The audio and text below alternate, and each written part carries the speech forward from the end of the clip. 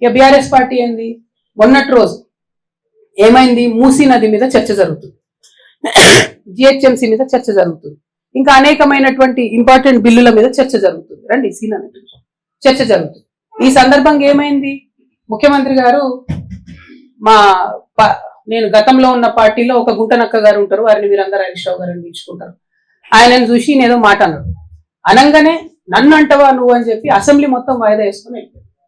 అరే ఒక్క మాట వ్యక్తిగతంగా ముఖ్యమంత్రి ఏదో నిన్నంటే మొత్తం అసలు ప్రతిపక్షమే లేకుండా, ప్రతిపక్షం అంటే ఏంది, ప్రజల గొంతుక, ప్రతిపక్షం అంటే ఏంది, అన్యాయం ఎట్లా జరుగుతుందని ప్రశ్నించేటటువంటి ఒక వాయిసే ప్రతిపక్షం. It is not a party, it is a big responsibility. దాన్ని వదిలేసి మొత్తం సభ 5 రోజులు ఎట్లా మీరు బాయ్కాట్ చేసిపోతారు? ఏంది కేవలం హరీష్ రావు గారిని ఒక మాట అన్నట్టు బాయ్కాట్ చేసిపోతారా? కేసీఆర్ గారిని ఎన్ని తిట్టినా రేవంత్ రెడ్డి గారు ఎప్పుడన్నా బాయ్కాట్ చేసిన హరీష్ రావు గారు? మొన్న ఈ గుంటనక్కకు డిప్యూటీ ఫ్లోర్ లీడర్ ఇవ్వగానే నేను చెప్పిన బీఆర్ఎస్ పార్టీని ఎవరు కూడా కాపాడలేరు అసెంబ్లీకి రాకపోతే అని. ఏం చేసిరు నిన్న?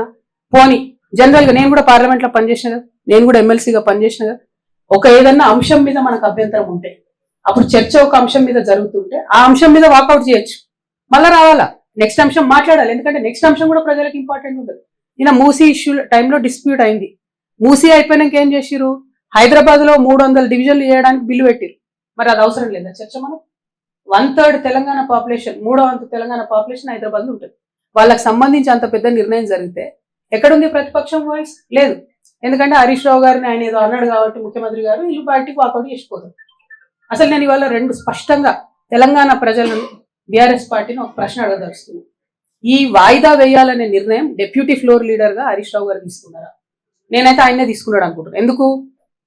తర్వాత మైక్ మన ఇంకొక డిప్యూటీ ఫ్లోర్ లీడర్ గారికి ఇస్తే, సవితమ్మ గారికి ఇస్తే, వద్దు నేను మాట్లాడా, నా టైం కూడా హరీష్ రావు గారికి ఇవ్వండి అని ఆమంటారు.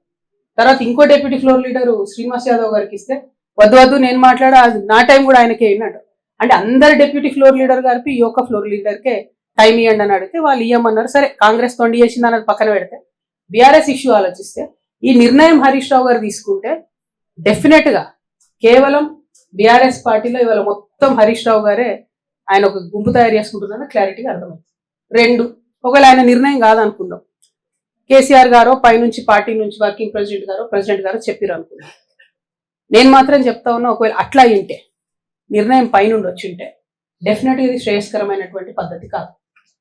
ఏదైతే కృష్ణా వాటర్ మీద పెద్ద పెద్ద సభలు పెట్టాలనుకుంటున్నారో చట్టసభలో చెప్పే అవకాశం వచ్చింది, చరిత్రలో నిలిచిపోయేటటువంటి మాటలు చెప్పే అవకాశం వచ్చింది, రికార్డ్స్ ఫ్యూచర్ జనరేషన్ చూసుకునే అవకాశం వచ్చింది.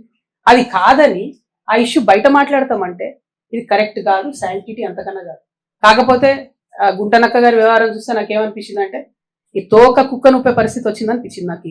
అది ఎవరేమనుకున్నా ప్రజలు ఎట్లా అర్థం చేసుకుంటారో నాకు తెలియదు. కానీ ఎందుకంటున్నా అంటే ఒక్క మాట అంటే మొత్తం సభ వాయిదా వేసుకుని 5 రోజులు కూడా ఎంత అన్యాయం. అసలు సభ పెట్టింది ఎవరి కోసం? నేను మొత్తం కాంగ్రెస్ పార్టీ ఇష్టం వచ్చినని చెప్తుంది అబద్ధాలు, 100 తప్పులు నేను రేవంత్ రెడ్డి గారు మాట్లాడిందని వీళ్ళు అక్కడ ఉండుంటే చెప్తారు కదా. అంటే అల్టిమేట్ గా ప్రజలకు నిజం తెలియాలి. ప్రతిపక్షం అధికార పక్షం సంవాదాన్ని అది తెలుస్తలేదు. కాబట్టి నేను బీఆర్ఎస్ పార్టీకి హరీష్ రావు గారికి ఇలా పవర్ పాయింట్ ప్రజెంటేషన్ ఇస్తాడట కదా, నేను 2 సూటి ప్రశ్నలు అడుగుతాను. మీరు ఆ 2 ప్రశ్నలకు జవాబు చెప్పి తర్వాత మీరు పవర్ పాయింట్ ప్రజెంటేషన్ ఏంటి ఏమని ఇవ్వండి. ఒకటి స్పష్టంగా అడుగుతా ఉన్నా, నేను కృష్ణా వాటర్ రివర్ మేనేజ్మెంట్ బోర్డులో తెలంగాణ తరఫున 2016లో హరీష్ రావు గారు ఇరిగేషన్ మంత్రిగా ఉన్నప్పుడు మన పంపకాలలో, కృష్ణా నది పంపకాలలో 3% శాతాన్ని తగ్గిస్తూ ఒప్పుకుంటూ ఆయన సంతకాలు పెట్టారు. మామూలుగా ఆంధ్ర తెలంగాణ విడిపోయినప్పుడు ఏమైందంటే మనకు తెలంగాణకు 37%, ఆంధ్రాకు 63% కృష్ణా వాటర్ పంపకాలు జరగాలని ఒప్పందం అయింది. అది దేనికోసం అయింది ఒప్పందం? ఇది జాగ్రత్తగా వినాలి అందరూ కూడా. అప్పటికే కట్టి ఉన్న ప్రాజెక్టుల మీద, ఆల్రెడీ యూటిలైజ్ అవుతున్నటువంటి వాటర్ మీద, యాజ్ ఈజ్ వేరీజ్ అనే కండిషన్ మీద 37% తెలంగాణకు, 63% ఆంధ్రాకు నీటి పంపకాలు జరగాలని ఒప్పందం అయింది. తర్వాత హరీష్ రావు గారే ఇరిగేషన్ మంత్రి, మరి ఆయన అప్పుడు కాళేశ్వరరావు అని పిలిపించుకున్నాడు. ఆయనకు నీళ్ళ గురించి నాకే మొత్తం తెలుసు అని చెప్తాడు. కాబట్టి దాన్ని ఏం చేసిండు హరీష్ రావు గారు 2016లో 3% కృష్ణానదిలో నీళ్లు తగ్గిస్తూ 34% తెలంగాణకు, 66% ఆంధ్రాకు అని చెప్పి ఒప్పందం మీద సంతకం పెట్టి, అది కరెక్టా కాదా హరీష్ రావు గారు? మీరు జవాబు చెప్పాలి. నా విఘ్నతకే వదిలేస్తున్నావు అంటే మాత్రం తెలంగాణ ప్రజలు కూడా వారి విఘ్నతను ప్రదర్శిస్తారు. అట్లా కాదు, ఇది కరెక్టా కాదా? ఇది ప్రజెంటేషన్ లో మీరు ఆన్సర్ చెప్పి ప్రజెంటేషన్ ఇచ్చుకోండి. రెండవది, అసలు జూరాల సోర్స్ పాయింట్ తీసి మీరు శ్రీశైలంకి ఎందుకు మార్చారు? మార్చడానికి కలిగినటువంటి సాంకేతిక కారణం ఏంది? ఆనాడు కేసీఆర్ గారు కూడా ప్రజెంటేషన్ ఇచ్చినప్పుడు పాకాల జూరాల ఒక లింక్ పెడతామని ఇంకోటి చాలా చెప్పారు. అవన్నీ జరగలేదు. 100 అనుకుంటాం, 100 కావు. పాలిటిక్స్ లో అయినా ప్రభుత్వంలో అయినా ఇంట్లో అయినా, అది మాకు కూడా తెలుసు. కానీ అల్టిమేట్గా ఇప్పుడు జరిగింది ఏంది? జూరాల నుండి శ్రీశైలంకి సోర్స్ పాయింట్ మారింది. ఎందుకోసం మారింది? నేను అలిగేషన్ చేస్తా ఉన్నా, కేవలం హరీష్ రావు గారి ధనదాహం కోసం మారింది.